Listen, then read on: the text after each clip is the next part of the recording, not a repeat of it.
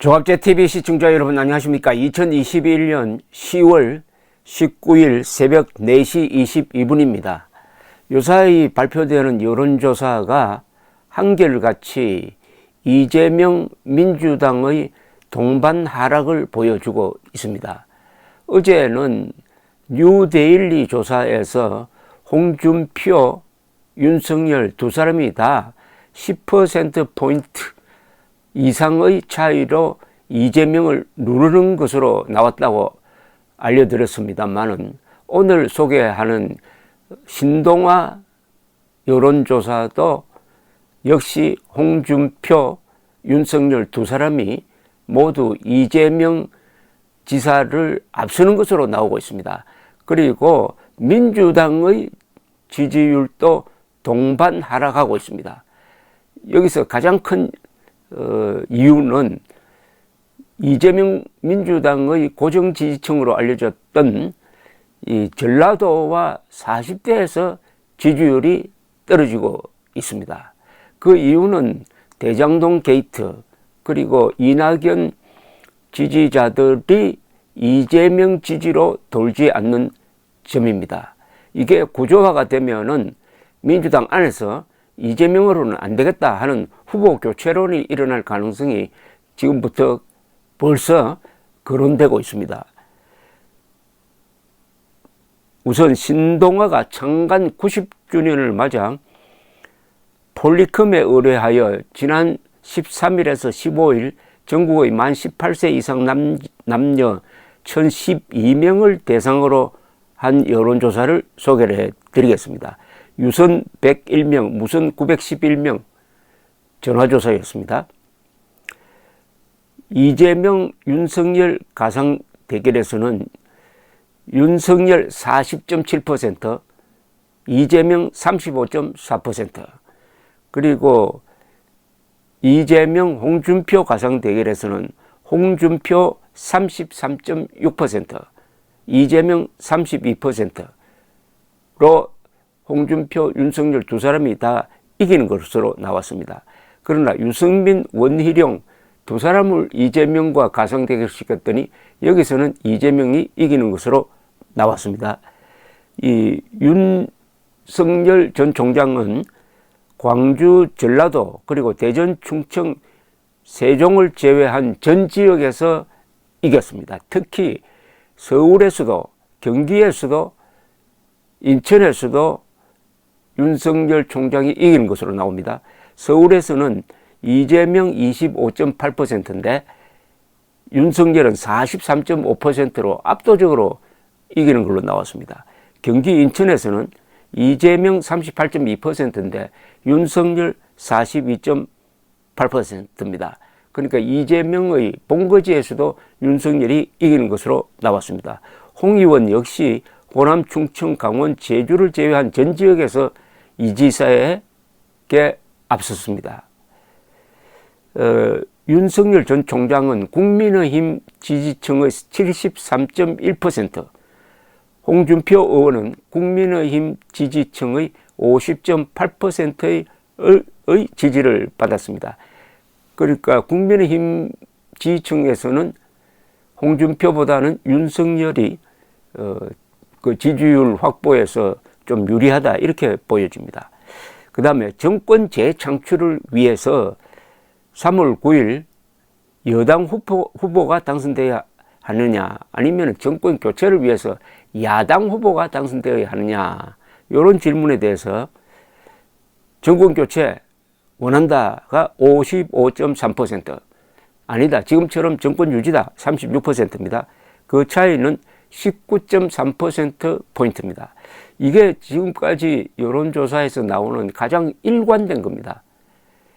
항상 정권 교체론이 높은데 점점 더 강해지고 있습니다.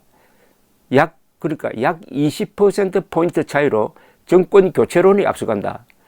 크게 보면 6대4 구도입니다. 이게 별 변함이 없습니다. 원래 들어와서. 그 다음에 정당 지지도도 국민의힘이 38.4%, 민주당이 27.3%, 거의 10%포인트 차이로 국민의힘이 앞서갑니다. 이재명 민주당의 동반 하락, 전라도와 40대에서 지지율 폭락이라고 해야 되겠습니다. 폭락. 어제 뉴데일리 조사를 한 번 더 말씀드린다면은 윤석열 가상대행입니다. 윤석열 43.9, 이재명 30.2%. 그러니까 13.7%포인트 차이로 윤석열 우세. 그 다음에 홍준표 42.3, 이재명 31.2, 홍준표 의원이 11.1%포인트 차이로 앞서는 것으로 나왔습니다. 이게 지금 이재명 민주당에게 불어닥친 대장동 게이트의 태풍이라고 봐야 되겠죠. 그러면 이재명은 계속 줄곧 국민의힘 게이트라고 부르짖습니다. 야당은 이재명 게이트라고 부르짖습니다. 어떤 여론조사를 보니까 국민의힘 게이트냐 이재명 게이트냐 이렇게 단도직입적으로 딱 물었더니 그것은 이재명 게이트다가 약 6, 아니다, 국민의힘 게이트 맞다가 3, 6대 3이었습니다. 물론 국민의힘 게이트는 아니죠. 그러나 국민의힘 게이트냐 아니면은 이재명 게이트냐 이렇게 물어버리면은 결국 국민의힘 지지자는 그게 이재명 게이트라고 그럴 것이고 이재명 지지자들은 국민의힘 게이트라고 이렇게 답하게 되어 있습니다.